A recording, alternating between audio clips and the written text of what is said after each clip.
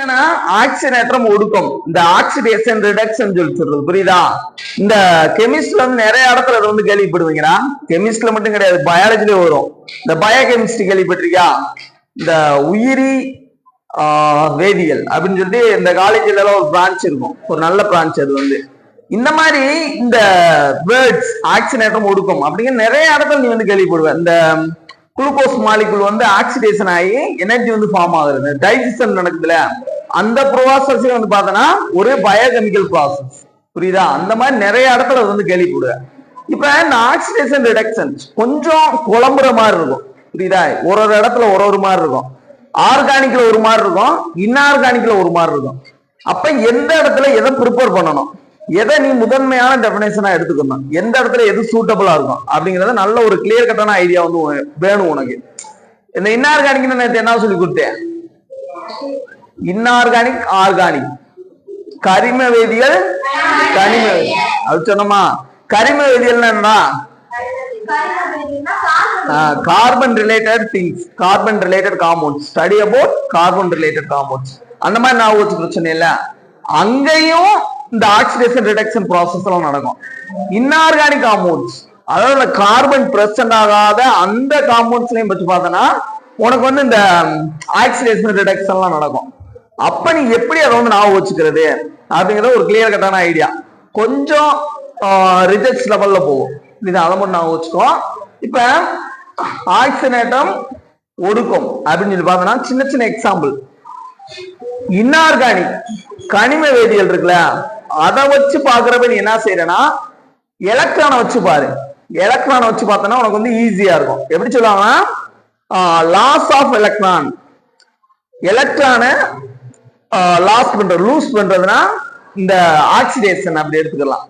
Reduction அப்படின்னா gain of electrons, எலக்ட்ரானை gain பண்ணணும். புரியுதா? இவ்வளவு இந்த inorganic definitions of oxidation and reduction reactions. இப்ப நீ பார்த்தோன்னு வச்சுக்கோ, இத பத்தி தெரிஞ்சுக்கிறதுக்கு முன்னாடி அந்த ஆட்டம், அணுவோட அமைப்பை வந்து நீ பேசிக்கா தெரிஞ்சுக்கணும். நான் ஏற்கனவே சொல்லிருக்கேன், atom is the ABC of கெமிஸ்ட்ரிங்கிறது. ஆட்டத்தை பத்தி நீ தெரிஞ்சாதே அடுத்தடுத்து படிச்சுட்டு போறதுக்கு உனக்கு ஈஸியா இருக்கும். அணுவின் அடிப்படை துகள்கள் என்னன்னாப்பா? நியூட்ரான்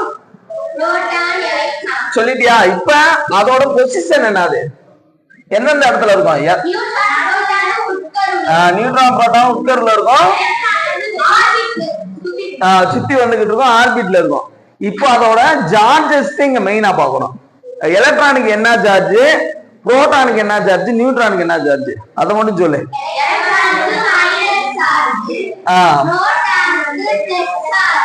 நியூட்ரானுக்கு இதுக்கு சார்ஜே கிடையாது, அதானே? எலக்ட்ரானோட சார்ஜ் நல்லா நான் வச்சுக்கோ, அதுதான் இங்க வந்து உனக்கு யூஸ் ஆகும். இப்ப அணுங்கிறது ஒரு அடிப்படை துகள், அது எப்படி இருக்குமா? நியூட்ரலா இருக்கும். நியூட்ரல்னா அதுல பாசிட்டிவா நெகட்டிவா இருக்காது. அது காரணம் என்னன்னு சொல்லி கேட்டனா, இந்த எத்தனை எலக்ட்ரான் இருக்கோ, எத்தனை எலக்ட்ரான் இருக்கோ அதுக்கு ஏத்த மாதிரி அதே எண்ணிக்கையில புரோட்டான் இருக்கும். அப்ப அணு வந்து நியூட்ரலா இருக்கும். அயான்ஸ் வந்து அப்படி இருக்காது. பாசிட்டிவ் அயான் கூட இருந்துச்சுன்னா அது வந்து நேர்மின் அயான், புரியுதா? இல்ல கேட்டையான்னு சொல்றது. எதிர்மின் சுமை அதிகமா இருந்துச்சுன்னா அது வந்து ஆணையான்னு சொல்றது, புரியுதா? அதுக்கு மாதிரி ஒரு சின்ன எக்ஸாம்பிள் வச்சுக்க சொல்லிருப்போம். ஆக்சிடேஷன் என்னன்னா லாஸ் ஆஃப் எலக்ட்ரான் சொல்லியாச்சு. எலக்ட்ரானுக்கு என்ன மின் சுமை? எதிர்மின் சுமை. இப்ப Na 0 போட்டிருக்கேனா, சோடியம் 0 போட்டிருக்கோம், என்ன அதுல எந்த சார்ஜ் இல்லை, ஏன்னா நியூட்ரலா இருக்கும். எத்தனை புரோட்டான் இருக்கும் அதுக்கேற்ற மாதிரி எலக்ட்ரான் இருக்கும். தட் மீன்ஸ் என்னன்னு சொல்லி கேட்டோம்னா, எவ்வளவு நெகட்டிவ் சார்ஜ் இருக்கோ அதுக்கு ஏற்ற மாதிரி பாசிட்டிவ் சார்ஜ் இருக்கும். அப்ப நியூட்ரல் ஆயிருமா? இப்ப கவனி, ஆக்சிடேஷன் என்னது? லாஸ் ஆஃப் எலக்ட்ரானா? எலக்ட்ரான், எலக்ட்ரான் வந்து வெளியில போயிடுச்சு. எலக்ட்ரானுக்கு என்ன சார்ஜ்? Minus charge. எலக்ட்ரான் வெளியே போயிடுச்சுன்னா அங்க என்ன சார்ஜ் வந்துடும்? பிளஸ் சார்ஜ் வந்துருமா? அதத்தையும் போட்டிருக்கோம். இப்ப இங்க வா, இங்க குளோரின் போட்டிருக்கா, சிஎல்பா குளோரின் போட்டிருக்கோமா? இங்க வந்து ஒரு எலக்ட்ரானை வாங்குது. எலக்ட்ரானுக்கு என்ன மின் சுமை? எதிர்மின் சுமை. அப்ப எலக்ட்ரானை வாங்குச்சுன்னா இதுக்கு என்ன மின் சுமை வரும்? எதிர்மின் சுமை வரும். அதே சிஎல் மைனஸ். புரியுதா? லாஸ் ஆஃப் எலக்ட்ரான், எலக்ட்ரானை இழந்துச்சுன்னா அது வந்து ஆக்சிடேஷன், ஆக்சிஜனேற்றம். எலக்ட்ரானை வாங்குச்சுன்னா அது வந்து ஒடுக்கம் ரிடக்ஷன்ங்கிறது. புரியுதா? அவ்வளவு. இப்ப இது வந்து எலக்ட்ரான் வச்சு சொல்றப்ப இது ஃபேவரபிளா இருக்கும், சூட்டபிளா இருக்கும். இந்த இன்ஆர்கானிக் காம்பவுண்ட்ஸ் அதை படிக்கப்போ மோஸ்ட்லி இது வந்து உனக்கு வந்து யூஸ் ஆகும். இன்னொரு டெஃபினிஷன் வந்து இருக்கு. அது என்னன்னா addition of oxygen removal of hydrogen அப்படின்னு சொல்லிட்டு வரும். கிட்டத்தட்ட ரெண்டும் ஒன்னே. எது எப்படின்னு உனக்கு வந்து சொல்றேன். என்னன்னு சொல்லி கேட்டனா, இங்க பாருங்க, ஹைட்ரஜனை வச்சு ஃபர்ஸ்ட் பாரு.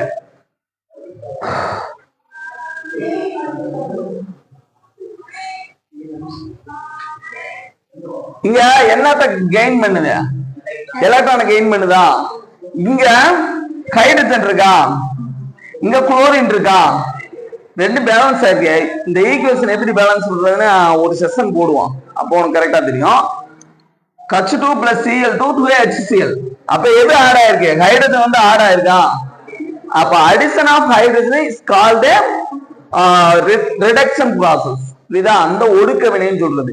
ரெண்டும் கிட்டத்தட்ட என்ன. இங்க என்ன சொல்றோம்? Addition of gain of electron, இல்லைன்னா அடிஷன் ஆஃப் எலக்ட்ரான். ரெண்டும் ஒண்ணு தானே. எலக்ட்ரானுக்கு என்ன மின்சுமை? எது மின்சுமை? இப்ப ஹைட்ரஜன் எடுத்துக்கிட்டோம்னா அதுல எத்தனை எலக்ட்ரான் இருக்கும்? அணுவில் காணப்படும் எலக்ட்ரான்களின் எண்ணிக்கையிலே அணியன் அட்டாமிக் நம்பர் இருக்கும். ஹைட்ரஜனோட அணியன் வந்து 1. அப்ப அதுல எத்தனை எலக்ட்ரான் இருக்கு? அணுவில் காணப்படும் எலக்ட்ரான் எண்ணிக்கையிலே அணியன் இதுல ஒரு எலக்ட்ரான் இருக்கு. அப்ப எத்தனை எலக்ட்ரான் இருக்கு? ஒரு எலக்ட்ரான் இருக்குன்னு அர்த்தம். இது வந்து இந்த லெட்டர் ஃபார்ம்ல இருக்கு. இந்த H பிளஸ் அந்த சிம்பிள்ல குறிக்கிறோம். இத டயக்ராம் போட்டோம்னு வச்சுக்கோ. சிம்பிளான ஒரு டயக்ராம். புரோட்டான் நியூட்ரான் ஒன்னு இருக்குன்னு வச்சுக்கோ. Plus proton. எத்தனை எலக்ட்ரான்? ஒரே ஒரு எலக்ட்ரான் இருக்கா. அந்த ஒரு எலக்ட்ரானை ஆட் பண்றோம் அப்படின்னு நான் வச்சுக்கோ. அப்ப கெயின் ஆஃப் எலக்ட்ரான் இல்ல addition of hydrogen is called reduction process. இதே இங்க வந்து பார்த்தோன்னு வச்சுக்கோ. இங்க இதென்ன அந்த மாலிகுல் தெரியுதா? NH3ங்கிறது அம்மோனியா.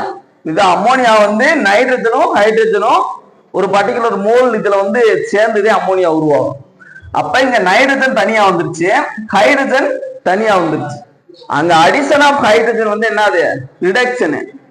இங்க அப்ப அங்க ஆட் பண்ற, இங்க வந்து என்ன செய்யணும்? ரிமூவ் பண்ணணும். அப்ப ரிமூவ் ஆஃப் ஹைட்ரஜன் என்னது? ஆக்சிடேஷன்.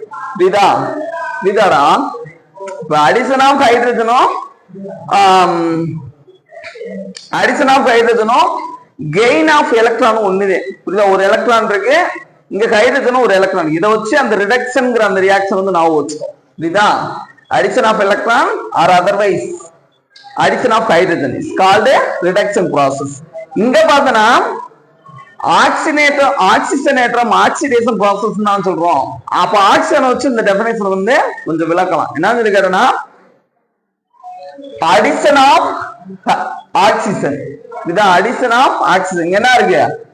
2SO2 இருக்கா, பிளஸ் O2. அடிஷன் ஆட் பண்றதானே, பிளஸ் சேர்க்கறதானே. அப்ப 2SO3 மாறுது. அப்ப என்ன ஆட் ஆயிருக்குங்க? ஆக்சிஜன் ஆட் ஆயிருக்கு. புரியுதா? Addition of oxygen is called oxidation or removal of oxygen வந்து ரிடக்ஷன். புரியுதா? எல்லாம் குழம்புற மாதிரி இருக்கும், ஆனா ஒரு குழப்பம் இல்ல. இது இன்ஆர்கானிக்க பொறுத்தளவுக்கு இந்த டெஃபினேஷன் இருக்குல்ல, இந்த loss of electron, gain of electron, இந்த டெஃபினேஷனுக்கு முக்கியத்துவம் கொடு. புரியுதா? எல்லா நேரத்திலும் இந்த மாதிரியே ரியாக்ஷன் நடக்கும்னு நம்ம சொல்ல முடியாது. இப்ப ஃபெரஸ் வந்து பெர்ரிக்கா மாறுதுன்னு வச்சுக்கோ. வேற ஒண்ணு கிடையாது. இரும்பு இருக்குல்ல, இரும்பு வந்து Fe2+ இருக்குன்னு வச்சுக்கோ. இது வந்து Fe3+ மாறுது. புரியுதா? Fe2+ இருக்குது. ஒரே ஒரு எலக்ட்ரான் ரிமூவ் ஆகுமா அப்படின்னு சொல்லி கேட்டா கிடையாதுப்பா. ஒரு அணுவில் காணப்படும் எலக்ட்ரான் எண்ணிக்கை என்னது? அணியன் தானே, அட்டாமிக் நம்பர். ஒரு அணுவோட அட்டாமிக் நம்பர் 23 அப்படின்னா அதுல எத்தனை எலக்ட்ரான் இருக்கு? 23 எலக்ட்ரான் இருக்கு. ஒரு அணுவோட அட்டாமிக் நம்பர் 10ன்னு வச்சுக்கோ. அதுல எத்தனை எலக்ட்ரான் இருக்கு? 10 எலக்ட்ரான் இருக்கு. அப்படி எலக்ட்ரான்கள் இருக்கும். இந்த எலக்ட்ரான்களை ரிமூவ் பண்றதே இந்த ஆக்சிடேஷன் ப்ராசஸ்ங்கிறது. புரியுதா? அப்ப எத்தனை எலக்ட்ரான் வேணும் அதுல இருந்து ரிமூவ் பண்ணலாம்ல. அது ஃபர்ஸ்ட் ஆக்சிடேஷனா செகண்ட் ஆக்சிடேஷனா அதுவே மேட்ரு. இங்க பாரு Fe2 இருக்கு, அதுல இருந்து மேலும் ஒரு எலக்ட்ரான் வந்து வெளியே போயிடுச்சு, ஒரு மைனஸ் சார்ஜ் வந்து வெளியே போயிடுச்சு. அப்ப அதுல எப்படி மாறும்? Fe3+ மாறுமா? அது ஒரு எலக்ட்ரான் வெளியே போயிடுச்சு. இப்படித்தான் இது வந்து போயிட்டே இருக்கும்பா. இங்க வந்து ஹைட்ரஜன் இருக்கா? ஹைட்ரஜன் இருக்கா? இல்ல இல்ல. ஆக்சிஜன் இருக்கா? இல்ல இல்ல. அப்ப இது ஆக்சிடேஷன் ப்ராசஸ் தானே. அப்ப இந்த இடத்துல வந்து எல்லா இடத்துலயும் ஆக்சிஜன் ஹைட்ரஜன் வச்சு நம்ம சொல்ல முடியாது. ஆர்கானிக் அந்த கரிம சேர்மங்களை பத்தி படிக்கிறோம்ல, அப்போ வந்து அந்த டெபினேஷன் எடுத்துக்கோ ஃபேவரபிளா இருக்கும். இங்க வந்து பார்த்தா இந்த இதத்தையும் கரெக்டா எடுத்துக்கணும். ஏன்னா எல்லா ஆட்டத்திலையும் ஆக்சிஜன் இருக்காது எல்லா சேர்மத்திலையும், ஆனா எல்லா சேர்மத்திலையும் எலக்ட்ரான்கள் இருக்கும். புரியுதா? எல்லாத்துலயும் எலக்ட்ரான் இருக்கும்ல. அப்ப இது வந்து மோஸ்ட் ஃபேவரபிளா இருக்கும். இந்த டெபினேஷனை எடுத்துக்கோ. இப்ப கவனி, இப்ப ஒன்னா சொல்றப்ப இந்த டெபினேஷன் எழுதி வச்சிருக்கீங்களா, அது வேர்டிங்ஸ்ல இருக்கு. இந்த மாதிரி சிம்பிளா கொஞ்சம் இந்த சிம்பிள்லாம் போட்டு எழுதி வச்சா கொஞ்சம் ஈஸியா இருக்கும். புரியுதா? அப்புறமா எடுத்துக்காது, தேவைப்படாது. நான் சொல்றப்ப எழுது. ஆக்சிடேட்டம்னா என்னப்பா? Loss of electron, loss of electron oxidation, gain of electron reduction. அதுக்கு அடுத்து பார்த்தோம்னா அடிஷன் ஆஃப் ஆக்சிஜன், ஆக்சிஜன் வச்சு சொல்றப்ப addition of oxygen is called oxidation oxidation reactions, or removal of oxygen is called reduction process. Oxygen வச்சு சொல்றப்ப, oxygen வச்சு சொல்றப்ப அதுக்கு ஹைட்ரஜன் வச்சு சொல்லலாம்ல, அப்படியே அதுக்கு ஆப்போசிட்டா சொல்லணும். ஆக்சிஜனை ஆட் பண்றோம், அப்ப removal of hydrogen is called oxidation process. இங்க வந்து பார்த்தோம்னா addition of hydrogen is called reduction process. இதை மட்டும் நான் வச்சுக்கலாம். இப்ப ஒரு லிஸ்ட் என்ன இருக்குன்னா, இது வரைக்கும் இதே டெஃபினேஷன்ஸ் இவ்வளவே இருக்கு. ஆர்கானிக்ல எந்த நம்ம ஃபாலோ பண்ணணும், இது இன்ஆர்கானிக்ல எந்த ஃபாலோ பண்ணணும் அப்படிங்கிறது. இந்த addition of oxygen, removal of hydrogen, இதெல்லாம் நல்லா நான் வச்சுக்கலாம். Loss of electron, gain of electron, இதை மட்டும் நல்லா நான் வச்சுக்கோப்பா. இதை இந்த ஒரு டெஃபினேஷன் மறந்துடாது. இதை வச்சு ஸ்டாண்டர்டா வச்சுட்டு நம்ம ஆர்கானிக்ல எப்படி அப்ரோச் பண்றது அப்படிங்கிறத அப்பப்போ பாக்குறப்ப உனக்கு மைண்ட் நல்லா நிற்கும். இன்னும் ஃபர்தர் எக்ஸாம்ஸ் வச்சு பாக்குறப்ப நல்லா புரியும். அப்பப்போ பாத்துக்கலாம். இப்ப இந்த ஆக்சிஜனேற்றம் இது வந்து பார்த்தோன்னா எப்படி இருக்கும்னா, இந்த அயனைசேஷன் ப்ராசஸ் பார்த்துருக்கோம்ல, அயனைசேஷன் ப்ராசஸ், இந்த தனிமொரு சட்டவணை அடுத்த சாப்டர் நமக்கு வந்து தனிமொரு சட்டவணை இருக்குல்லடா, அந்த பீரியாடிக் எலமெண்ட்ஸ், பீரியாடிக் டேபிள் இருக்குல்ல, அதுல பார்த்தோன்னா இந்த ப்ராப்பர்ட்டி எல்லாம் நம்ம படிப்போம். இந்த அயனைசேஷன் போனது 10th இருந்துச்சுல, அயனைசேஷன் ப்ராசஸ், அயனியாக்கும் ஆற்றல், எலக்ட்ரான் ஆட்டம், எலக்ட்ரான் கவர்திறன் அப்படிலாம் படிச்சியா? இந்த ப்ராசஸ் வந்து என்ன கேட்டனா எப்படி நம்ம மென்ஷன் பண்ணலாம் அப்படின்னா, அயனைசேஷன் ப்ராசஸ். புரியுதா? இது வந்து எலக்ட்ரான் கவர்திறன் அப்படி நான் வச்சுக்கோ. இது வந்து கொஞ்சம் கொஞ்சம் உனக்கு மட்டுமே தெரிஞ்சிருக்கும்ல, அந்த மாதிரி இது. இப்ப இதே வந்து வேற ஸ்கூல்ல படிச்சிருக்கான்னு வச்சுக்கோ, அவங்க அங்க அந்த வேர்டிங்ஸ் மட்டும் எழுதி போடுறாங்க, அந்த மாதிரி இருக்குன்னா இங்க வந்து உனக்கு இந்த மாதிரி டெஃபினேஷன்ஸ் இந்த மாதிரி இதுல தான் ஃபாலோ பண்ணுப்பா, இன்ஆர்கானிக் வரப்ப இந்த மாதிரி ஃபாலோ பண்ணுவான்னு சொல்றோம்ல, இது ஓரளவுக்கு பரவலா தெரிஞ்சிருக்கும். இந்த இன்னொரு ரியாக்ஷன்ஸ் இருக்குவாரு, இந்த இப்ப நம்ம சொல்றது இந்த அயனைசேஷன் ப்ராசஸும் இந்த ஆக்சிடேஷன் ப்ராசஸ் ஒண்ணுப்பா. இந்த ரிடக்ஷன் ப்ராசஸும் எலக்ட்ரான் அஃபினிட்டி, இந்த எலக்ட்ரான் கவர்தரனும் ஒண்ணுப்பா அப்படின்னு சொல்லி சொல்றதும் ஒன்னா இருக்கும். என்ன சொல்லி கேட்டனா, இந்த அயனைசேஷன் ப்ராசஸ் இருக்குல்ல, அயனியாக்கும் ஆற்றல், அதை எப்படி டிஃபைன் பண்ணிருப்பாங்க அப்படின்னா, ionisation process in which the electron is removed from an isolated gaseous atom to form cation அப்படின்னு சொல்லியிருப்பாங்க. என்ன கேட்டனா, வாயு நிலைமையில் உள்ள நடுநிலை தன்மை இல்ல, நடுநிலை தன்மைன்னு என்னது, பாசிட்டிவோ நெகட்டிவோ அதுல வந்து இருக்காது, ஆட்டம்னாலே நியூட்ரலாத்தே இருக்கும். நடுநிலை தன்மையில வாயு நிலைமையில் உள்ள இந்த சாலிட் ஃபார்ம்லயோ லிக்விட் ஃபார்ம்லயோ நம்ம ஒரு எலக்ட்ரானை பிரிச்சு இருக்கிற காட்டிலும் கேசியஸ் ஃபார்ம்ல அந்த ஆட்டம்ஸ் தான் செப்பரேட்டா இருக்கும். அப்போ பிரிச்சு எடுக்கிறது ஈஸி. இந்த மின்னாற்றலை பாய்ச்சி அதை வந்து பிரிச்சு எடுக்கலாம்.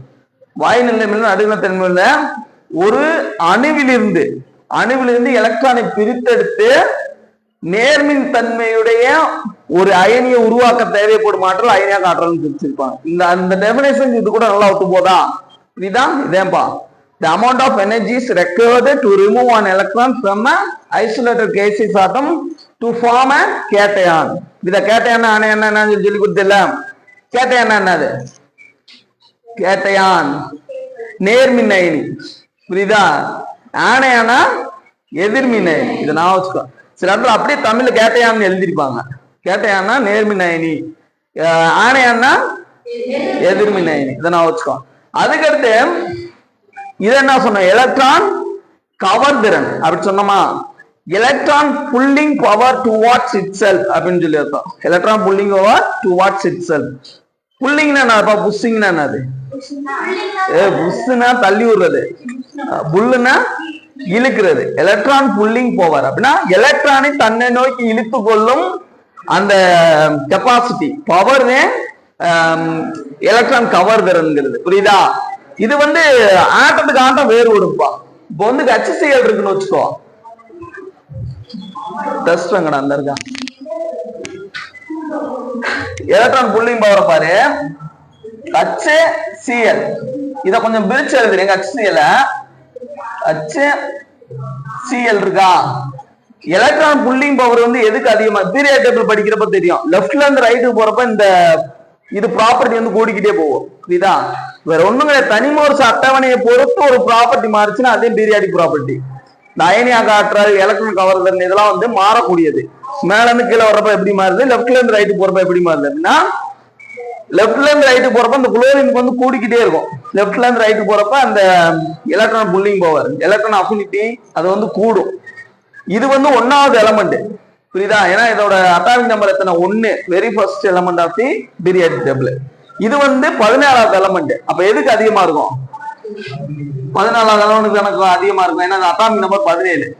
அப்ப இதுல எத்தனை, ஒரு ஹைட்ரஜன் இருக்கா, ஹைட்ரஜன் 1 இருக்கா. அதோட அட்டாமிக் நம்பர் 1னா ஒரே ஒரு எலக்ட்ரான் தான் அதுல இருக்கு. அந்த ஒரு எலக்ட்ரானையும் இது ஒரு எலக்ட்ரானை கொடுக்குறப்பதே ஒரு பாண்ட் வந்து ஃபார்ம் ஆகும். இதுல அந்த மாதிரி ஒரு பாண்ட் வந்து ஃபார்ம் ஆகுது. ஆனா இது கொடுக்குற மாதிரி தெரியும். எலக்ட்ரான் புல்லிங் பவர் இதுக்கு அதிகமாக, இதோட எலக்ட்ரானிக் சேர்த்து அதை இழுத்து வச்சுக்கிறோம். எலக்ட்ரானிக் இழுத்துச்சுன்னா அதுக்கு என்ன சார்ஜ் வந்துடும்? எலக்ட்ரானிக் மைனஸ் சார்ஜ் தானே. எலக்ட்ரானிக் இழுக்கிறதுக்கு என்ன சார்ஜ் வரும்? Minus charge. அப்ப இது வந்து ஸ்லைட்லி மைனஸ் சார்ஜ் போயிடும், இது வந்து பிளஸ் சார்ஜ் போயிடும். இதே எலக்ட்ரான் அஃபினிட்டி. இப்ப இதை பார்த்தா தெரியுதுலப்பா, இது இழுத்து வச்சிருக்க எலக்ட்ரான. The oxidation process is otherwise similar with ionization process, and this one is similar with electron affinity. இதை மட்டும் நான் வச்சுக்க. இது உனக்கு மட்டும் தெரிஞ்ச ஒரு பாயிண்டா இருக்கும். ஆக்சிடேஷன் ரிடக்ஷன் ப்ராசஸ் நல்லா நான் வச்சுக்க. நிறைய இடத்துல இந்த பயோகெமிக்கல் ரியாக்ஷன்ஸ் நிறைய இடத்துல வந்து இது வந்து தேவைப்படும். லாஸ் ஆஃப் எலக்ட்ரான் வந்து என்னது, எலக்ட்ரான் இழந்தால் என்னது ஆக்சிடேஷனு. கெயின் ஆஃப் எலக்ட்ரான் வந்து என்னது, ஒடுக்கம், ரிடக்ஷன். இல்ல ஆக்சிஜன் வச்சு நான் சொல்றேன் அப்படின்னா, addition of oxygen is called oxidation process. ஆக்சிஜனை ஆட் பண்ணோம்னா அது வந்து ஆக்சிடேஷன் ப்ராசஸ். இல்ல ஆக்சிஜனை ரிமூவ் பண்ணோம்னா அது வந்து ரிடக்ஷன் ப்ராசஸ். இங்க ஹைட்ரஜன் வச்சு சொல்றப்ப removal of hydrogen, addition of oxygen or removal of hydrogen is called oxidation process. Removal of oxygen or addition of hydrogen is called reduction process. இதுக்கு அப்படியே ஆப்போசிட். இது தனி டெஃபினேஷன். இன்ஆர்கானிக்க பொறுத்த அளவுக்கு இதை ஃபாலோ பண்ணு, ஆர்கானிக்க பொறுத்த அளவுக்கு இதை ஃபாலோ பண்ணு. புரியுதா? இதே ஆக்சிடேஷன் ரிடக்ஷன் ப்ராசஸ் மறந்துடாது, நிறைய இடத்துல தேவைப்படும்.